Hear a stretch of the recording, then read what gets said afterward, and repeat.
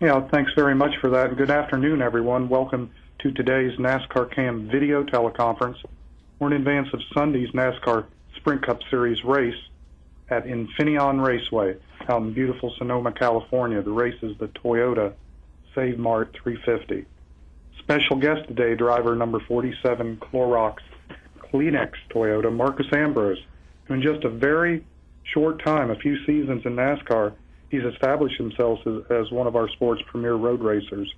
Marcos has 2 NASCAR Nationwide Series victories at Watkins Glen.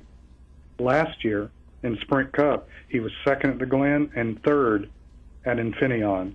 Marcos, we'd like to start off today. We have been getting some questions from fans via our Twitter account. We have a gentleman, Gilbert, in San Diego, California, obviously been following your career for a while.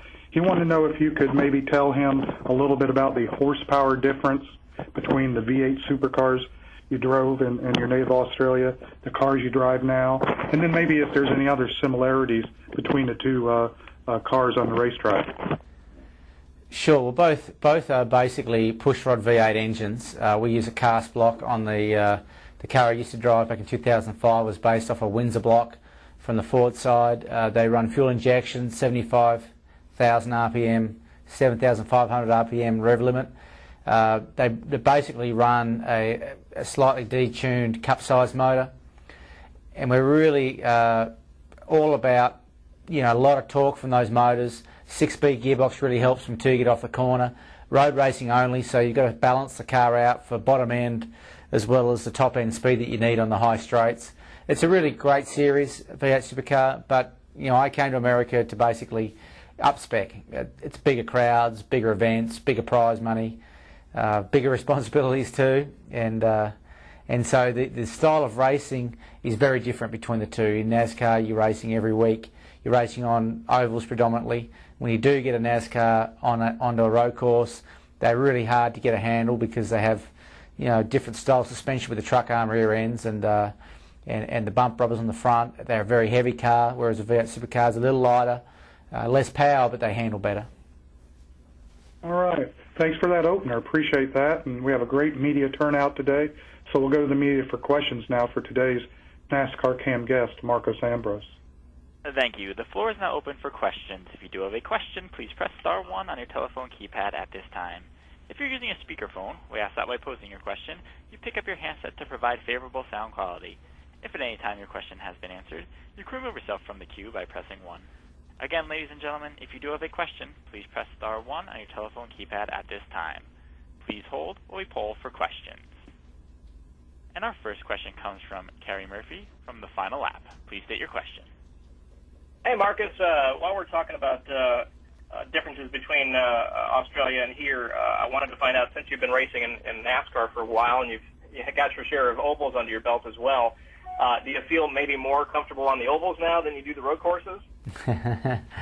Well, definitely when a NASCAR Sprint Cup car is handling well on an oval, it feels easy. When they're having a bad day on an oval, it's a lot of hard work. Whereas in road racing, it's always a compromise. You never have the perfect power down. You never have the perfect brakes. You never have the perfect handling, full stop. So I'm used to that compromise. And so when I have a bad handling race car on a road course in NASCAR, I deal with it better than what I have been able to on high-speed ovals. That being said, I think a lot of guys, when the car's off on a high-speed oval, they have issues just making around the lap, let alone finishing the race. But, I came to NASCAR to race on the ovals. I enjoy the ovals. It's really why I'm in North America to compete. It's because of the oval racing that NASCAR provides. It's nice to have a couple of road course races in the mix there just to let everybody know that I can, still get around a road course. But, predominantly I'm here for the ovals and really enjoy that aspect. Awesome. Good luck this weekend. Thank you. Thanks. Thank you for your question, sir. And our next question comes from Ed Hinton from ESPN.com. Please state your question. Hi, Marcos. Could you talk about, after such an up-and-coming, on-the-rise type season as you had last year, to encounter the difficulties? Could you talk about the difficulties, how tough it's been for you mentally and emotionally to deal with what obviously has to be somewhat disappointing after the start after last season, and also going into road courses to Sonoma and then soon to Watkins Glen, especially to Sonoma. Do you look at this as a place, okay, now I can just enjoy and do my thing, or do you feel, are you putting a certain amount of pressure on yourself to use the places you do best to sort of break out of these doldrums you've been in this year?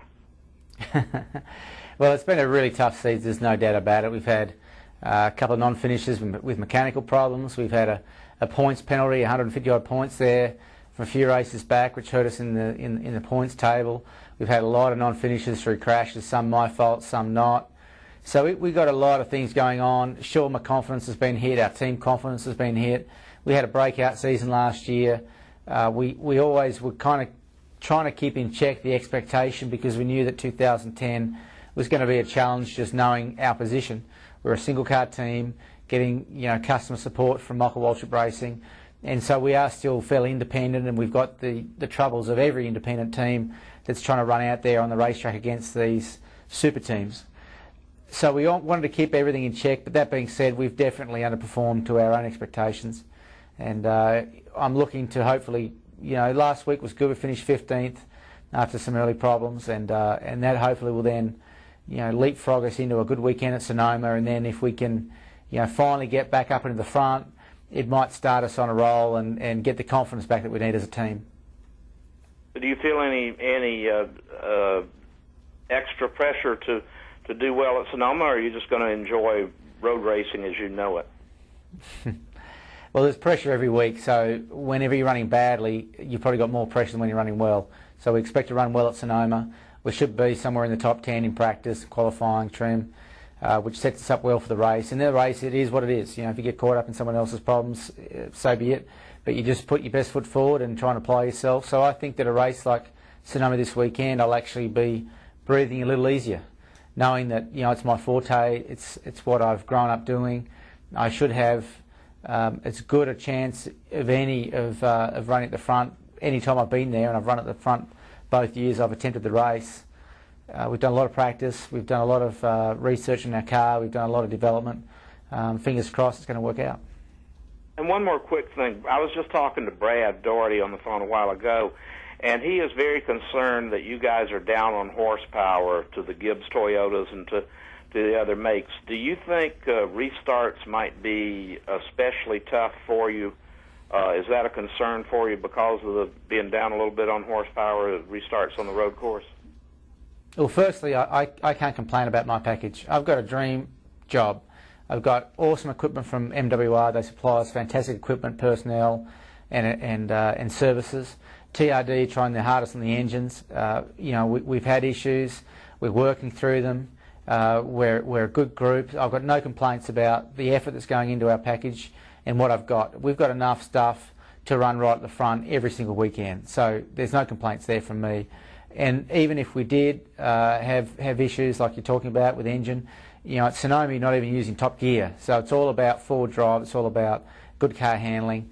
Even the straightaway there on the restart's got a bend in it. So horsepower's really not going to play any factor. And the majority of the teams, when they come to the race at Sonoma, they start detuning that engine to help forward drive. So I don't expect any issues at all with the power plant.